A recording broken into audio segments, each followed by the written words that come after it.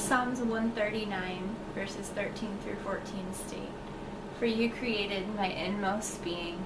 You knit me together in my mother's womb. I praise you because I am fearfully and wonderfully made." Child circumcision is anti-Christian and a violation of human rights. Depending on what culture you live in or what the attitudes are about circumcision, there are varying degrees of terminology. Other terms include genital cutting, and even Paul in Galatians 5:12 called it mutilation. So male circumcision dates back to Abraham. Modern circumcision is not the same procedure that it was in the Brit Milah of Old Testament times. That Brit Milah involved cutting just a small cut into the tip of the foreskin. Modern circumcision today removes the entire foreskin and the frenulum. So, like reasons cited for continuing male genital cutting, female circumcision is a cultural practice at its heart that holds beliefs surrounding hygiene, sex, and religion. Female genital mutilation can involve cutting or removing the clitoris, or even removing the entire clitoris and the labia.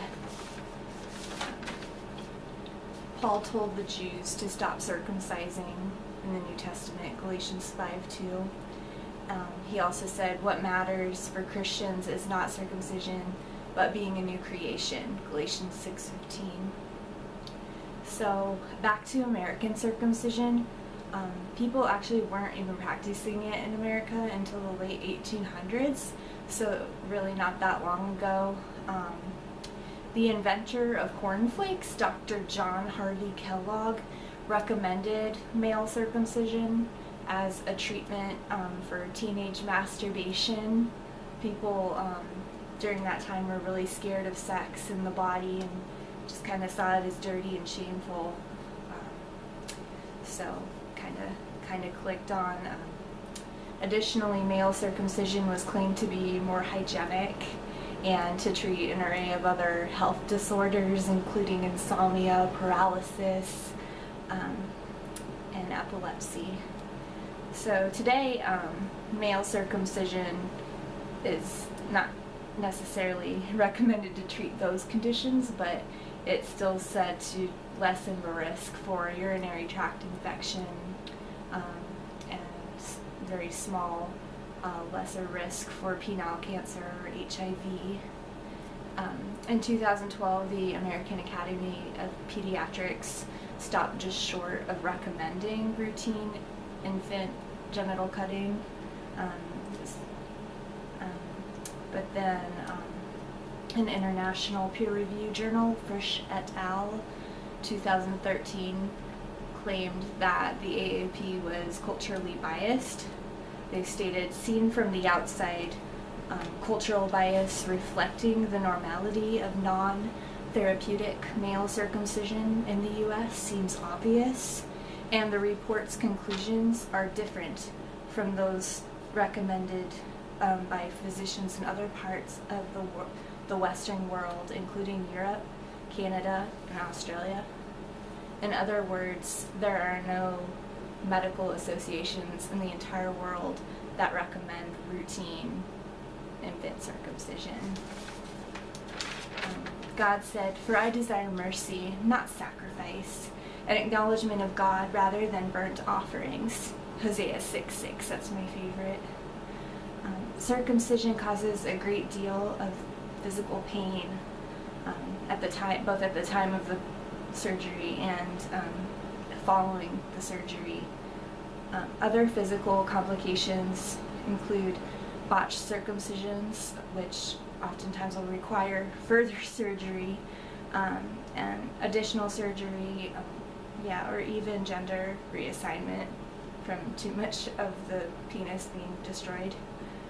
Over 100 baby boys die in the United States every year due to circumcision's complications. Blood loss is also, blood loss is a very serious concern. McAllister 2011 said that an infant only needs to lose a couple ounces of blood for its life to be threatened. Circumcision is also a psychological trauma.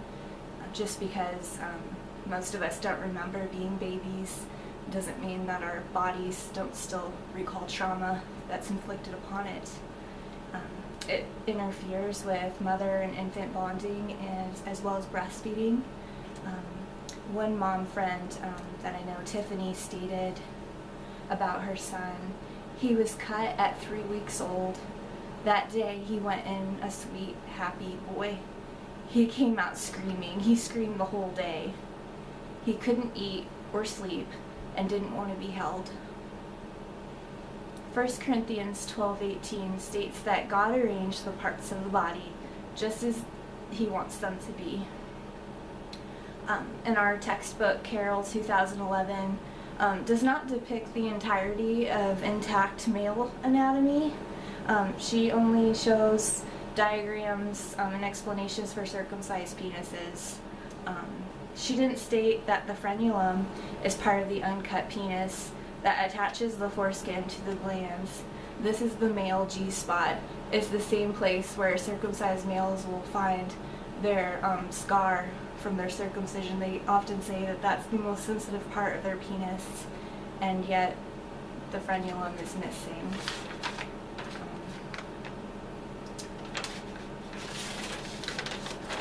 Physicians of doctors opposing circumcision state the infant foreskin is invariably healthy, functional, protective, erogenous tissue. No disease is present, and there is no medical indication for neonatal circumcision. A major ethical issue with either male or female genital cutting is that the owner of the body, that is the child or the baby, the human being, cannot give informed consent. My conclusion is that child circumcision performed on either gender is unchristian. It presents physical, psychological, and sexual harm to both sexes. Winner 2005 stated, "The Christian story at its core has very positive things to say about bodies, but throughout its history, the church has sometimes equivocated."